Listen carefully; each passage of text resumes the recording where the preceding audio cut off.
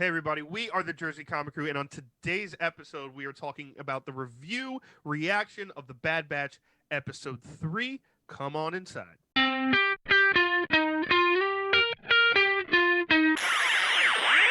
What's up, everybody? We are the Jersey Comic Crew, and Chris just said we are talking to Bad Batch Episode 3, The Replacements. Guys, make sure you hit that like button, you subscribe, and you follow the channel for more Star Wars reviews just like this one. Now, guys, this is your spoiler warning. We're going to be talking about the events of the episode, so if you haven't already watched it, be warned because we're diving right in. Now, Chris, this episode was a lot of fun, a lot of heartfelt emotions. For me, the mushy-gushy little man that I am on the inside, I love the fact that at the end of the episode, Omega got her own room. You know, Wrecker, he was in there, this big brute of a man. You saw his soft side, put a little curtains up, made sure he had a little own room for her. She never had her own room before. She has a new family. Her daddy's Hunter, her uncle's Wrecker, and the other ones are like her brothers. It's great. I like seeing this whole connection of family in this episode. Heck with his yee haircut. Yeah. It was a great kind of Star Wars theory-esque episode, right? Like everything that kind of happened was very much speculative and all these little intricacies, right? It's not the most action-packed episode. It's not the episode that everyone's going to remember forever. But it did have a lot of heart and a lot of substance. And I think one of those things, Rob, was a question that a lot of people have, right? You have Wrecker, who's this big bruiser guy. He gets shot all the time and he kind of laughs it off, and he's kind of unbreakable. He hits his head on the side of kind of his like holster in the ship as they're going down on this desolate moon, and he's like, oh man. And it's throughout the whole episode it's kind of bothering him. It kind of reminded me of like, once John Walker got his, like, put the serum in him, he was kind of like ticking every once in a while, and it just kind of in the background he was like rubbing his head, or it kind of bothered him. And a lot of people, including myself, are speculating, did that either activate or reactivate his inhibitor chip in Order 66 possibly? Oh, I could definitely see that causing some disturbance in his inhibitor chip, because Wrecker's the kind of character everybody's going to feel for initially, right? Because like he's the big, lovable oaf, and everybody connects to that. They either view themselves as that character or knows a friend who's just like that character, right? And so if you have that character go through the mental turmoil, like something that he can't smash his way through, you're going to feel for him and immediately feel that like sense of urgency, like what's going to go on, right? Because we see on the opposite side of the spectrum, we see, Crosshair. We saw him and his chip, whether it's deactivated or activated or some form of that, like maybe partially, he's gone off the deep end. He's with the Empire. And, I said Omega got her new family. It looks like he got his new family of like volunteers that joined the Empire, and they're just running and gunning the galaxy. So if we see in that same episode how good a person could be, like Omega, like Hunter, and we see the darkness that is in Hunter, the Empire, when the inhibited chip is activated, immediately we're starting to be concerned about Wrecker. We're like, oh no, Wrecker, like you're too good to fail. Why couldn't it be somebody else? So like, it does a great job of subtly creating tension where it's not immediately on the surface level, but like a giant monster in your face. Yeah, that too. And I think what's going to happen is we kind of saw Tech in the beginning fiddling with this like new device he's created that I guess is going to deactivate the inhibitor chips or scan it to see if it's like, hey, are we going to be eventually, is Order 66 going to like happen to us? And because of our defects, is that what's kind of holding it back right now? I think they might have, like, Wrecker's going to have to be that test subject, right? Like they're going to have to use it on him. It's going to have to use it on him, yep. And then it's like, oh man, it works.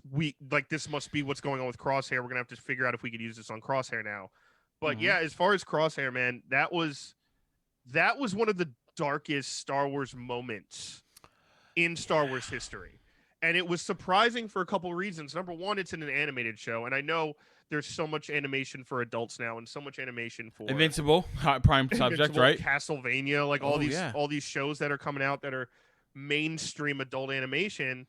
And you have this Star Wars show, which George Lucas, one of his old rules was, no matter how cool and how like adult some of the themes may be, we have to make sure it's accessible for kids and kids can get into it. Yeah. And that was really dark, right? Kind of killing civilians, taking them out. The good soldiers follow orders kind of rule that is going on. And it seems like two things. number one, Tarkin, obviously, whatever's in that inhibitor chip, he's steroided it up to like 12, right? Correct.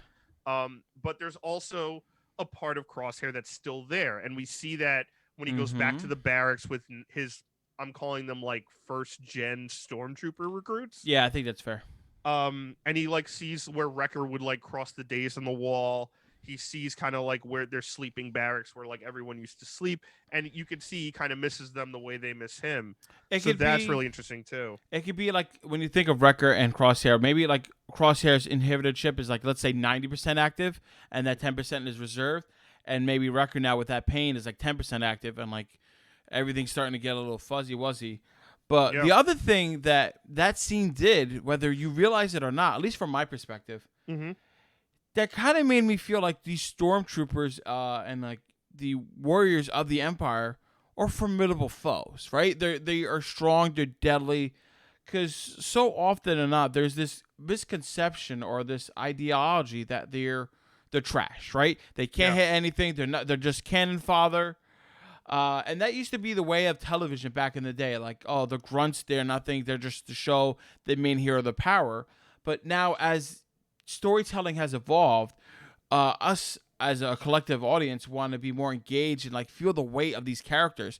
So now Star Wars is evolving, saying, "Oh, these stormtroopers, sorry, they're just like red shirts, they call them, right? Like they don't just shoot and die. Like no, they're strong. Like when a character beats them, that's a feat of itself and not just like a way to show the power. So I think it's cool that we're seeing Star Wars slowly but surely evolving and putting some respect behind these stormtroopers who are supposed to be the best of the best.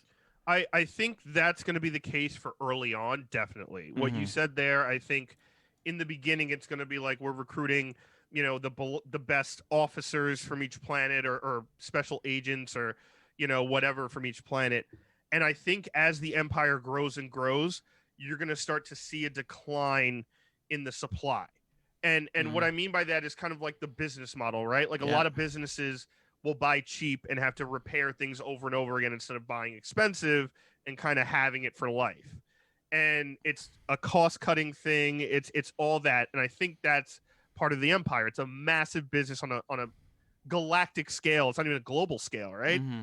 And Tarkin, we see him leave as he's leaving kind of this new Admiral Rampart, in charge of whatever's Cool gonna name, happen by the way. next. Very cool name. Whatever's going to happen next with the clones / stormtrooper like agenda, they're trying to cut costs. They're trying to, I can see that, yeah. make things less and less. And I think eventually we will see the decline of the stormtrooper, and it's like whoever wants to kind of join will be able to join. They just need bodies at that point. I see what you're saying. Exactly. They're not going to be all these like elite squadrons that we've been seeing. So that's going to be a real interesting part of this too, wherever that goes. I'm very also interested to see how this kind of Admiral Rampart is either changing directive, like is he going to go in line with exactly what Tarkin wants, or is Tarkin so busy doing other stuff that he's going to be like, hey, I got free reign over this, I can do whatever the hell I want. Oh, I'm sure we're going to see Rampart developing his own character, kind of do what he wants, because that's going to create some tension between the Empire and the Empire, and that just makes for good content, you know what I mean? Chris, but before we wrap up, are there any like little Easter eggs in this that we need to know about? Yeah, there's like 2 or 3 Easter eggs in this episode. So You gonna tell me? Oh, absolutely. All I'll right. tell not just you. This is for you, Rob. This is for our audience. All right. But the first one is the desolate moon, where obviously we saw the Bad Batch kind of crash land. Their ship is beat up. They landed on this desolate moon where they needed oxygen, and it's very dark. It's very reminiscent of Empire Strikes Back. So if you remember in Empire, Han and Leia to escape the giant Star Destroyer going after them, they go into the asteroid field. They land on this asteroid. And they go inside of this space worm. Okay. And inside there's these things called Winox that like are hanging and eating the electrical wires, and you have to go outside and shoot them off. Oh yeah. And it's kind of similar to this, where everyone's kind of going off. They have the oxygen mask. It's dark. They don't know what's going on. There's weird creatures around. And then also the Ordo Moon Dragon, which, yes, that's the official name of the dragon that we see, Omega go and like, here's a flashlight, eat the energy, and like run away with the item. It's also very similar to the Minox as well, because they also fed on energy as well. So it seemed like it was very much this kind of Empire Strikes Back Easter egg episode. Empire's 40th anniversary is this year, so maybe that's a part of it. Maybe. So those two little things were really cool, and one last very little thing, Sure. which kind of ended last episode, where Wrecker's like curling that like droid that's on the ship that like we see Omega kind of reading against. Mm-hmm. I know in Battlefront, in a lot of the video games, that droid is actually like an ammunitions droid, which would make sense for them to have, pertaining that they're like, you know, they specialize in all these different type of weapons. They're soldiers, yeah. Exactly. So I remember in the old Battlefronts, you used to go to those and like get, you know, refills of ammunition for your guns and stuff like that. So I wonder if that's going to come to play later on. That'd be cool. That's been in Star Wars and a bunch of other stuff. So yeah. So guys, that is it for this video for the episode 3 reaction. We had a lot of fun with this. Let us know down in the comments what you thought of the episode and your theories for what's going to happen in the future of Star Wars via the Bad Batch.